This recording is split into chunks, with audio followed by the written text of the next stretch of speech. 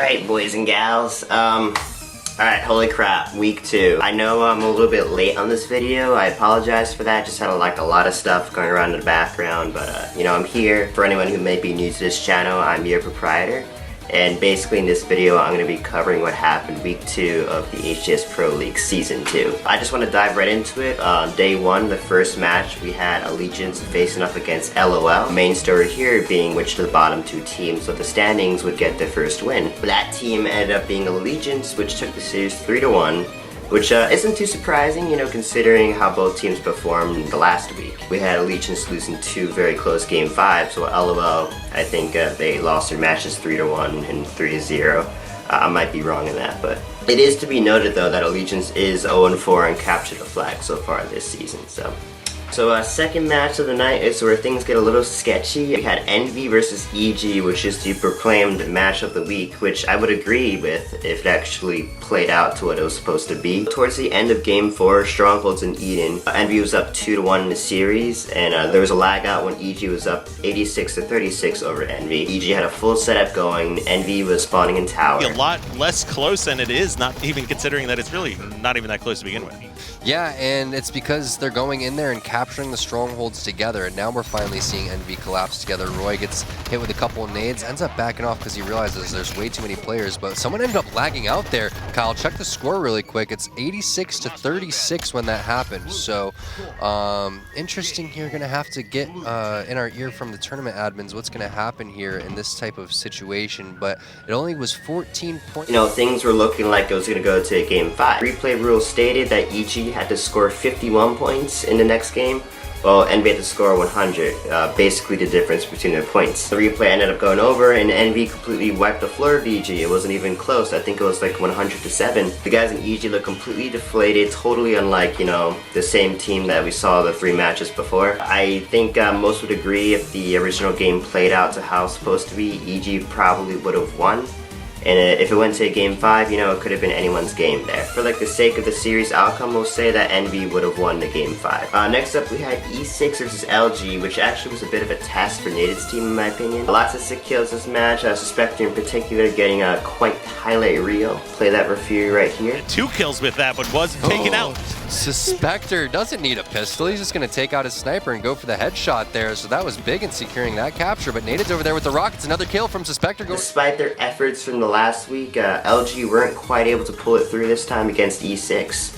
And E6 ended up taking the series with a 3-1 victory. Rather convincing one, might I add, which is quite remarkable considering that E6 really hasn't practiced as a full team in quite a while. Ever since the whole drama of StelluR and E6 went over, they've never actually practiced as a full team. They practiced with just, you know, subs for StelluR. Really worth noting that they're kind of back in the high rise there. So last match of the night, we had another big one, which is OpTic Gaming versus Team Liquid. I knew that a lot of people were anticipating this match just because of how, you know, dominant of a team Team Liquid can be. We all know what they're capable of. Now, this one also went all the way to game 5. Spartan the Dog playing incredible all series long, but you know, it just wasn't enough as OpTic was able to secure the final game. I believe it was 50-42. You know, I think what you can take away from this series is not how good of a Team Liquid is. You know, they're definitely proven that they're able to stand with the best of the best, but moreover how vulnerable OpTic is as a team. It really gets you the feeling that a lot of teams are catching up to where they are. So that does it for day 1. For day 2, we had 2 big sweeps and 2 neck-to-neck 1-kill differential game 5 series. Yeah. Kicking things right off, we had EnVy versus LG, which was actually a pretty interesting matchup because now we really got to see how LG, you know, stacked against the bigger dogs. LG's matches so far consisted of LOL, Allegiance, and E6, which I guess you can argue are like the lesser of the teams in the league, even though E6 is kind of in a high rise now. In this series, EnVy actually came out very hot,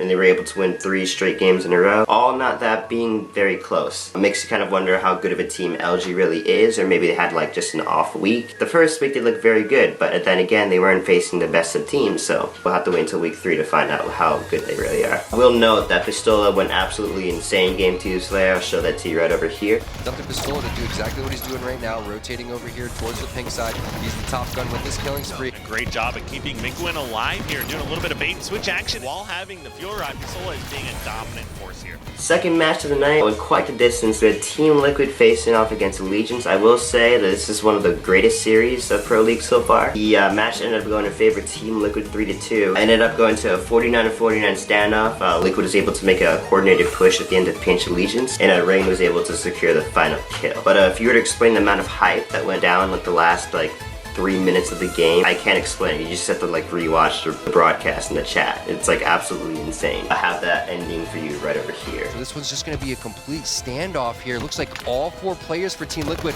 rotating over towards the car side. Love that, but they need to make sure that they don't get flanked over there towards the top center area. Here comes the flood. Everyone trapped in here for the side of Allegiance. Is anyone going to rotate and get a top center area? Looks like that's going to be Commonly and Spartan. So they rotate over there from top car side towards top center area. That's exactly what they need to do, but it looks like Shooter playing here pretty sneaky. Falcated gets taken down to no shields. Still 49, and that's going to be the final kill going over to Rayne. 50-49. Liquid does it again. Third match, we had kind of the battle of the best and the worst, the thief and the stolen. We had OpTic versus LOL, aka ex-OpTic Gaming. Actually pretty impressed by how LOL played this series. They didn't take a game, but they were able to make some of the matches pretty close. I was actually really impressed by how APG played this series. He played very well. Compared to just, I guess, how he did in the past. It kind of tells you a lot how Pro League is really based off of matchups and not solely oh, the very good team is going to destroy the very bad team. That's not how it really is, and I'll explain it in a future video. So, it's not looking as bad for LOL anymore. So finally, last match of the night, which had me twitching for an hour afterwards. Prior to this match, I knew that E6 had the upper edge here, just based off of matchup history, EG, and any team that Ninja has kind of landed on. It's always kind of had a kryptonite in terms of teams that, Cratos has assembled or just has been a part of. I don't know if it's some sort of mental thing or it's just some sort of common trend that keeps them happening for whatever reason. But it was kind of hard to ignore the first half of the series where E6 went 2-0 over EG, and they're looking to close it out in a 3-0 series. But EG was able to make a comeback. They brought it all the way to Game 5. What happened then is probably one of the most chaotic endings to a Pro League match I've ever seen. Ended in a 45-44 fashion in favor of EG, with the Ninja being able to secure the final kill on Suspector with the no-scope to the face with 4 seconds left. 4 seconds. Chat went completely bonkers. The interview after with Ninja and Towey again was amazing. I have that ending for you right over here. Everybody on EG needs to stack on top of their heads Roy. out here. Roy is in the way. What is going on? This one, if Roy dies, it could potentially go to overtime, which would be our first time. Roy is way too out of position here. Oh my god, why is he shooting that guy? He's gonna shoot him anyway. Kratos gets killed by, and then Suspector gets the kill on Roy. It's tied up, it's 44-44. Ninja goes for the no-scope. He hits it. Where's the last kill? 1 second, 1 second. That's game. Ninja goes huge. Oh my god. Taking a look at the standings, I just have it around here, I guess, or somewhere around there. With EnVy and OpTic standing at first and second, I think that they have the opportunity to start pulling away from the rest of the pack as long as, they keep up their performance. Only time will tell from there. So all the notable things, we have LOL dropping 0-4 in the season so far, with not so much of a great map win ratio. Really need to consider what's going to happen there in terms of maybe team changes, because we are in a transition period now. Teams are able to make their changes now if they want to. Speaking of which, StelluR is free to do whatever he wants now. Some people are saying maybe he might negotiate with E6 to maybe work it out, because they are a pretty good team. Or, maybe he'll cause a new hurricane, who knows. So yeah, that'll do it for week 2 of HCS Pro League Season 2. I hope you guys all enjoyed. Leave your comments below. Feedback is always appreciated, and see you guys next week.